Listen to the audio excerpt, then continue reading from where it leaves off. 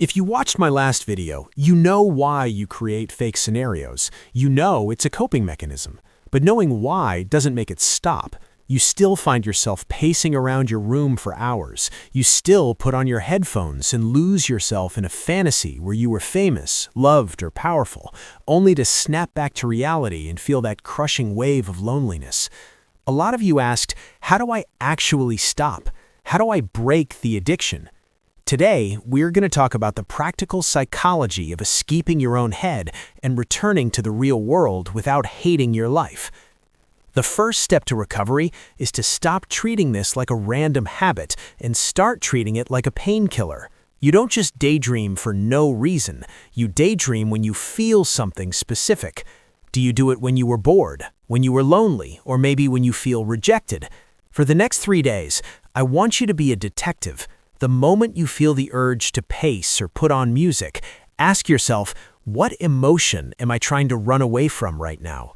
Usually, the daydream is trying to fix a hole in your reality. If you feel invisible, you dream of fame. If you feel weak, you dream of power.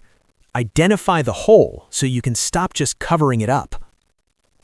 Maladaptive daydreaming is almost always physical. It is linked to kinesis, movement. Most of you cannot daydream effectively unless you are pacing, rocking, or listening to music. This is your ritual. To stop the dream, you must break the ritual. If you catch yourself pacing, force yourself to sit down. If you catch yourself listening to that one song that triggers the movie in your head, turn it off and listen to a podcast or white noise instead. It will feel uncomfortable. It will feel like an itch you can't scratch. But by removing the movement in the music, you starve the daydream of its energy. You make it harder for your brain to disconnect. When the urge to escape becomes overwhelming, you need to anchor yourself in the present. Psychology calls this grounding. Look around your room. Name 5 things you can see. Touch 4 things you can feel. The texture of your chair, the cold glass of water. Listen for 3 sounds.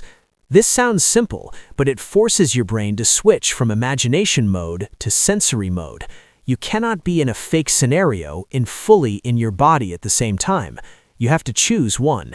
Choose your body. Finally, be gentle with yourself. You built these fake worlds because your real world was painful or boring. If you take away the daydreams but don't change your reality, you will just be miserable.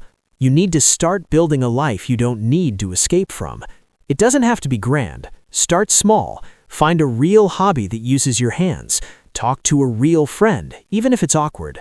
The goal isn't to kill your imagination. It's to use that creativity to paint your real life instead of just painting the walls of your mind.